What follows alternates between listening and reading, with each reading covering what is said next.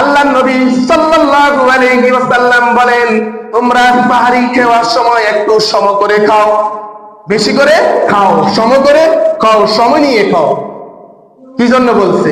এই জন্য বলছে যেন তোমাদের সারাদিন তোমরা একটু নিজেকে শক্তিতে রাখতে পারো। আর সাহারি রাসূল সাল্লাল্লাহু আলাইহি ওয়াসাল্লামের একটা সুন্নাহ আছে, সেই সুন্নাহ হচ্ছে রাসূল সাল্লাল্লাহু আলাইহি ওয়াসাল্লাম যখন সাহারি খাইতেন তখন আল্লাহ রাসূল সাল্লাল্লাহু আলাইহি ওয়াসাল্লাম খেজুর অবশ্যই 30 দিনে আল্লাহ রাসূল সাল্লাল্লাহু আলাইহি ওয়াসাল্লাম সাহারির সাথে খেজুর হিসেবে একটা পদ রাখতেন। প্রতিদিন একটা না একটা খেজুর আল্লাহ রাসূল সাল্লাল্লাহু আলাইহি ওয়াসাল্লাম সাহারির সাথে খেতেন। সুবহানাল্লাহ বলে।